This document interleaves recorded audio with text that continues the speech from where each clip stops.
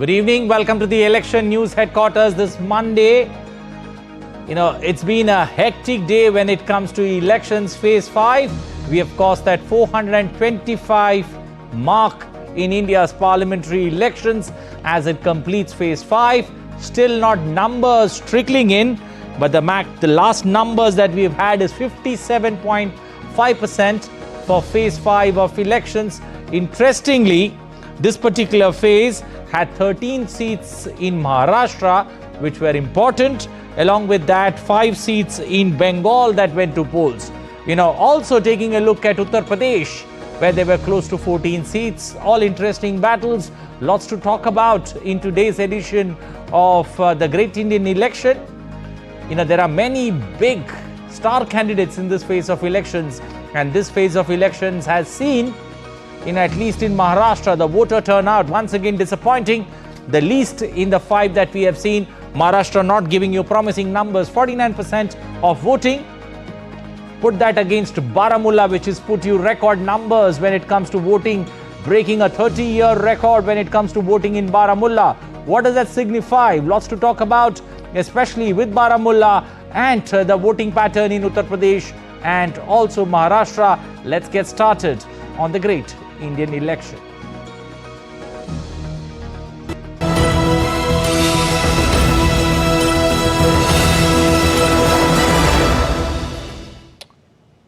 Well, it's been an election, where we've seen many moods change, especially when it comes to elections in India's parliamentary elections. Phase 5, there were challenges, especially with the summer now setting in. We are into that final lap, when it comes to elections.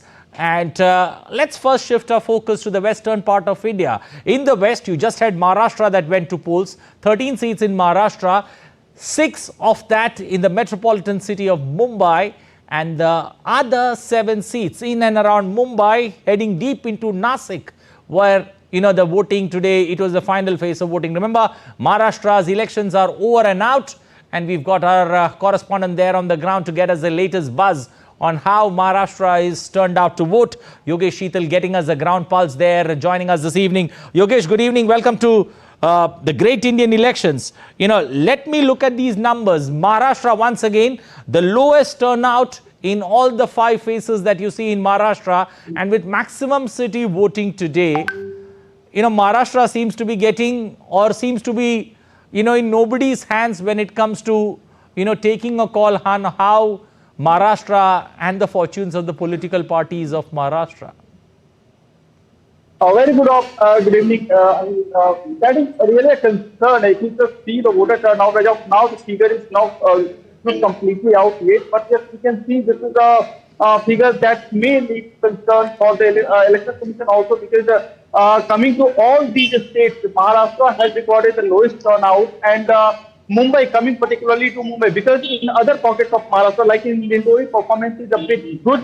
Coming to also Palghar, performance is good, but yeah, in cities there are 6 constituencies, and in these constituencies the turnout is roughly somewhere around 46 to 48 between these 2 figures. So yes, turnout is a concern, obviously.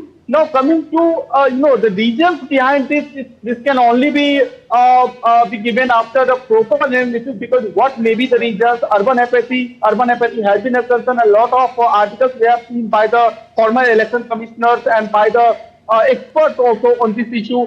So urban apathy may be a concern, but the way we have seen in the entire day where we have visited multiple polling booths, particularly in Bandra, we have seen all the celebrities, majority of celebrities exercise their franchise, and the young voters, the first-time voters, turned up in large numbers in their polling booths, and also the Divyang people, women. So the participation was good, but yes, voter turnout, the ultimate result is not as we were expecting. Now coming to issues.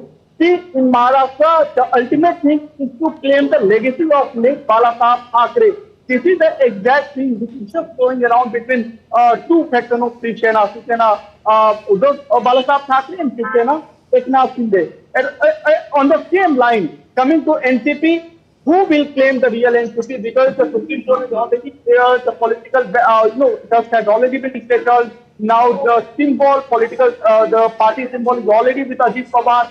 But who will claim the exact workers, the party workers, the the foot soldiers of the entire Western Maharashtra, particularly the sugar belt, the Solapur, Pune, Thiru, Mawal, Pune city. These are the constituencies where we have seen that how the entire battle was between the both section of NCP led by Ajit Pawar, NCP led by Sharad Pawar. Now Okay. coming to BJP and Congress, yes, in 2019 we have seen all the 6 constituencies in Mumbai were won by NPA, comprising of Shiv Sena and BJP. Now this time it remains to be seen that what would be the result, of the entire effort, entire engagement, entire you can see the Herculean task that was taken by all the top leaders of these parties. So it obviously the battle in Maharashtra, political battle is over now, we can see. But yes, the entire things are now, it remains to be seen that how the things are going to unfold in the days to come. Over to Okay. you, Anil. Okay. We also got Gautam Roy joining us from Ladakh. We've got Salman Haider joining us from Bihar. Let me come first to you, Gautam. Looking at the numbers from Ladakh and Baramulla breaking their 30-year-old record, put these two numbers into significance, especially for viewers across the globe. Well, Anil, good evening, or Jule from Ladakh, and yes, it is significant in terms of the number of people turning up to vote, because it tells us that people are taking an active interest, a very enthusiastic interest in this democratic exercise that is going on through the nation. Although some people have talked about 7 phases being too long, some people saying that the turnout has been lower in the previous phases, but let's see if the voters in this particular phase turn a new leaf. We've seen in Ladakh till 5 p.m. 67.15% polling. The final figures are still to come in, because as I was explained by Ladakh's Chief Electoral Officer, Mr. Maralkar, that there are certain dark areas where mobile networks are not that great. Even walkie-talkies that they have, which work, I think, on shortwave, don't really work that well. Not too many of them, some polling stations, about half a dozen of them. And the other thing to note is that there are 2 districts in Ladakh, which is the largest constituency in the country in terms of a parliamentary seat. And the difference between Leh district and Kargil district, the 2 districts that are there in this constituency, Leh 62.5% for 5 p.m. and Kargil district is 71.45%. So Kargil crossed the overall poll percentage of 2019, but Leh was having some trouble catching up. But this is a figure for 5 p.m. I'm sure there will be a much higher figure for the final close of polling, which was 6 p.m. Okay, let's also shift and get Salman Haider on board. Salman, seats in Bihar that went to polls. Give us a sense of the big ticket clash, especially in many seats in Bihar that take place, and the voting pattern that one seen in Bihar in this particular phase.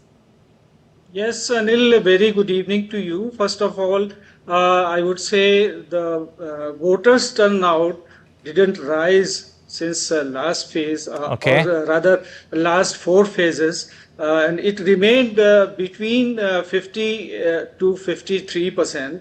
On an average, it was 52.80 something. Okay. So the lowest recorded 50.46 in Saran district, while the highest was 55.30 in Muzaffarpur.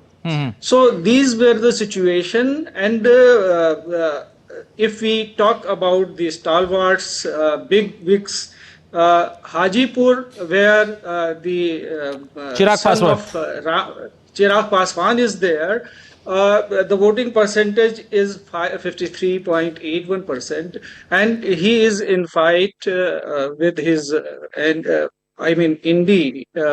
Gadbandhan's opponent, Shiv Chandra Ram is there. And in Muzaffarpur, Dr. Raj Bhushan Nishad of NDA is fighting election against Ajay Nishad of Congress. Ajay Nishad was earlier in BJP, and last election he won there on the ticket of BJP. And another seat, hot seat, I would say, is Saran, where Rajiv Pratap Rudi is fighting election against Rohini Acharya, as you know, who is the daughter of Lalu Prasad. Lalu Prasad Yadav. And yeah, there is an objection from the several quarters about her nationality. Some says that some say that she resides in Singapore, Okay. and how she will come here and look after the development work and all that. But the thing remains to be seen is the voters' enthusiasm is somewhat. Mr. Salman, Mr. Haider, is there a sympathy? Yes. Is there a sympathy factor, especially with Rohini, now that?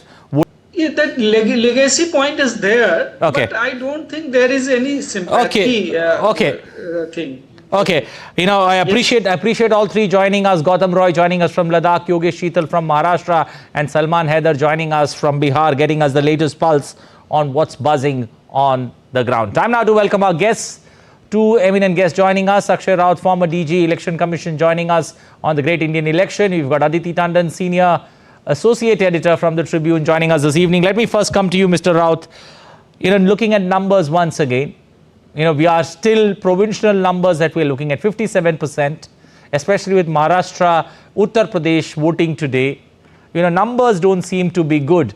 Once again, of the 7 phases that we have seen, 6 phases happen to take place, elections or voting happens to take place on a Saturday or a Monday or a Friday. Is that a cause of concern for the Election Commission to rethink, especially when it comes to keeping, voting days, close to the weekend? Let me address this, Anil, first. Thank you very much. If the voting is on a Saturday or Monday, that gives an excuse or an opportunity, if you call it in a very dark sense, for the urbanites to move into some type of holiday. But that doesn't explain the whole thing, because the making of an election schedule is a very complex subject to handle. And it has many other things to look at when the final schedule is drawn up. But just to say that, okay, and they have an extended holiday, that's why they must go out to Lamala or some other place, that doesn't exempt the urbanites of the democratic duties that they have and the right that they need to exercise. So I'm not a believer in that these are the excuses for the people not to be part. And if they don't do, it's pretty wrong, actually. Now, coming to the aggregate, which is very important. In fact, this particular phase, the 5th phase, is definitely a bit of a downside. See, till 4th phase, we are talking about an overall accumulated 66% turnout, which is actually good. It is one of the best 3 in India's electoral participation history. But now, as expectedly, you just mentioned, and your reporter so nicely summed it up. Again, the Maharashtra and particularly the urban centers like Mumbai, Nasik, Thane have expectedly disappointed us. Because the votes remain at the level of say 45-47%, which is nothing much creditable for these cities. Mind you, I acknowledge that the Election Commission in fact called the metro commissioners into a huddle all over India, Mumbai included, just to make sure that how higher level of facilitation information can be done. And your reporter was saying that they also have polling booths in the high-rise buildings. True. That doesn't help break the apathy. I'll just make one more point. I think these ladies and gentlemen, whoever they are in urban, middle class or all educated, qualified, and economically well, they should learn from Baramulla. This is like Baramulla, which has a difficult, some type of challenging past. And incredible. They have come to the level of 55% turnout. Incredible. And that is also likely to rise a little more. That gives a lot of confidence not only to the Union Territory of Jammu and Kashmir, it shows what do they want of election and the democratic participation. Because they have a chapter to tell people who are sort of more comfortably placed in a way in places like Mumbai, Nasik, or for that matter, other urban centers in India as well. Aditi, the numbers that one talks about, we've been trying to find reasons for this low turnout. But, flip that as, let me flip that question for you. is that too much to choose when it comes to the voters in Mumbai in particular? You know, the Maharashtra, the 13 seats in Maharashtra where voting was held, and you're looking at good numbers to come from at least maximum city. You know, have they disappointed? Because, you know, the voters somewhere at the end of the day are disappointed with the way the political parties are playing, you know, politics over it. No, you know, of course, weather is one factor in the low voter turnout, but weather can't be the only factor, because a voter that is inspired and motivated to vote will come out and vote no matter what, whether there's rain or storm. So we have to come back to what you correctly said, that there is a sort of voter apathy, especially in Maharashtra. Anil, if you see the kind of political firmament we have seen with the split across two major parties of the state, you know, the Nationalist Congress Party split, the Shiv Sena split. In fact, we have a situation in this election where even the Sharad Pawar family members do not know which side of the fence they stand. So even there's confusion in the top minds of top stalwarts. The election that we saw today in Maharashtra was very significant because out of 13 seats that have gone to polls in Maharashtra today, 7 were won by undivided Shiv Sena last time. So where is the contest? Contest is between Eknath Shinde and Uddhav Thackeray. So I do agree with you that, you know, there is this kind of voter disenchantment also with what is happening, with the way Indian polity is going, also with the shrillness of the campaigns. Perhaps, you know, voters do not feel that enough of their issues are being raised, or maybe, you know, it is for the Election Commission really to figure out what is going wrong with the voter percentage, because that is a sign of healthy democracy. Mr. Raut, also looking at, you know, numbers now, you know, as we move further into phase 6 and 7, we still haven't got the final numbers, but looking at phase 6 and 7, you know, what's the challenge? We've got a little over 100 seats left. You know, what's the challenge, first of all, before the political parties? Because, you know, this is going to leave everyone confused, you know, on the evening at 6 p.m. on the 1st of June, you know, though everyone would be out with the numbers and trying to dissect it, it's going to leave every political party at the edge of the seat when you look at these numbers, and, you know, not great response from the voters when they, you know, when it comes to they coming out and voting and pressing the EVM machine. Aditya was right, because political contestation is a reality. I think you can't rule out. I think that's the major push force for the voters. Having said that, Maharashtra never had a great history of electoral participation, by the way. There could be various reasons for that, and particularly the urban centers. In Maharashtra, we should not forget that it's a very urbanized state. And so the issue of urban apathy, which we also saw in places like Bengaluru, Hyderabad, Ahmedabad, and so no. So these are this is a reality one has to fight in as many ways as one could. Like the Election Commission has did something called targeted turnout plan. You know, like pushing information, motivation, and facilitation. All three. Perhaps everyone needs to do more. Let me point out one thing. To the first phase poll, when there was a little dip in turnout, serious dip in turnout, everyone pushed the envelope. Political parties, Election Commission pushed it big time, and Aditya was very right. The heat is being over. It's not a factor. In fact, the IMD predictions for this particular phase was most of the places it was normal. In some places there were hot weather conditions for which Election Commission brought in some interventions.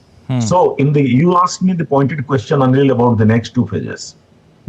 Next two phases also include places like Delhi, Gurgaon, and urban centers. So I'll be again worried, because the history of turnout of these urban centers, which are again concentrated, say in 6th and 7th phase, has not been great. So it requires the citizens to muster up their democratic spirit, their respect for election, their consciousness of their own right and duty, come and vote. Otherwise, except for the if you look, Bihar and UP, they have certain other type of difficulties. They have been inching towards 60%, falling short of that. But otherwise, most of the village areas in India, they have been voting reasonably well. I'll be again concerned about the urban centers in 6th and 7th phase. Okay. Let's also quickly get our two correspondents there. Kriti Vadera joining us from Uttar Pradesh. We've got Ashutosh Mishra joining us from Odisha. Let me first come to you, Kritika. Kriti, Uttar Pradesh, though this is the minimum number of seats in this particular, across all 7 phases, but it's a high ticket, winner takes all election phase, especially when it comes, to all the political parties in the fray, cutting across party lines. What's been the trend that you've picked from the ground in this particular phase? Yes, well, good evening, Anil. And let me begin with telling you my experiences of what I faced during the day. Right from 6:30 a.m. in morning, we were on roads, and the extreme heat, the weather conditions were the key reasons for today's 5th poll of polling. I'm standing in Faizabad parliamentary seat. So the voters' turnout appears to be little low what it was in 2019. So I feel personally, when we were talking to people, to youngsters and to the senior citizens, people came to vote, especially when it comes to the urban cities like assembly seats like Ayodhya, in early morning hours and in late evening hours. So the voter turnout in Ayodhya has gone down, according to the previous data what we faced in 2019. Okay, let's also get Ashutosh Mishra in. Ashutosh, looking at Odisha and the seats that go to polls today, what's your assessment on what's happened on the ground today in the 5 seats in Odisha? The 5 seats that went to polls today, these were very important seats. 4 of them from Western Odisha, which is generally considered to be the stronghold of Bharatiya Janata Party. Bargarh, Sundargarh, and Kandhamal. These are seats which are considered to be BJP. For example, in Kandhamal has been trying to improve its situation. Bargarh was with the BJP. Sundargarh was with the BJP. Former Union Jwalaram, he holds that seat and he was in the fray. And then you total 5 seats where stakes are very high for both the parties' main contestants. For example, Naveen Patnaik-led Biju Janata Dal and the BJP. Congress, of course, is there trying to make the contest triangular, but they don't have that kind of strength. So it is mainly a duel between BJP and BJD. And the stakes are high for both the parties. They tried their best. The last week that we had, the turnout, average turnout was 60.55. Much less than what we saw in the last round. But of course, it will go up. When we get the final figures, it will go up. And 35 assembly seats also went to polls, and these seats included the Kantabanji seats, which is the second seat that Chief Minister Naveen Patnaik is contesting from. And in this particular region, Suvarnapur, that was the seat which saw a very high polling percentage of 71%. So stakes are very high, and voters generally were enthusiastic, and most of these were young voters, nearly 24%, below the age of 30 years. 30 years. And then women also turned out in large numbers, but heat and humidity, these reduce the polling percentage. Dibendu Mondal joining us from West Bengal. Dibendu, we've, the last few days has been all about, many things, especially when it comes to Russian politics, a lot of other things being said. When one takes a look at the ground, what's working when it comes to Mission 2024 for all political parties in West Bengal? Well, Anil, of course, this election of Mission 2024 is, of course, very difficult for all the political parties that are contesting elections in this particular state of West Bengal. Be it the BJP, be it the Trinamool Congress, all of them are facing a tough battle here on the ground because of multiple issues that the ruling Trinamool Congress government have been facing here, as well as the BJP's central government at the center. So, of course, the voters are taking calculated decisions before they are going to cast their vote in the polling stations. And we have seen Bengal casting enough number of votes, and in fact is the highest in the state, in the country, with about 75% recorded till 5 p.m. It is expected to go up to 80% by tomorrow, after the Election Commission puts the final tally by maybe tomorrow or day after. But of course, important issues, including unemployment, corruption, as you rightly said, the ration scam that had rocked the Bengal government here is, of course, some of the key issues that the people of Bengal are dwelling upon before going to cast their vote. Okay, we'll leave it there. Appreciate all three of you joining us. Kriti Vadera joining us from Uttar Pradesh, Ashutosh Mishra from Odisha, Dibyendu Mandal joining us from West Bengal. Well, the Great Indian Election is your one-stop show on weekdays on all that matters in India's general elections. What would be our topic of discussion on Tuesday night? A sneak peek. The northern state of Haryana goes to polls on May 25th in the 6th phase. BJP looks to repeat the perfect 10 while Congress is facing a battle for revival. The regional factions of INLD and JJP look to stay relevant in the high-pitch winner takes all battle. Watch why the farmers' heartland matter on the Great Indian Election at 8:30 p.m. IST only on DD India. Well, before I say goodbye, it's time to say thank you to the two guests who joined us this evening. Akshay Raut, pleasure always having you here. Aditi, always with us through this election phase. Thank you. Appreciate both of you joining us. Well, it's a wrap of this edition of the Great Indian Election. You can connect with us on Facebook, X and Instagram. Good night. Stay safe. Take care.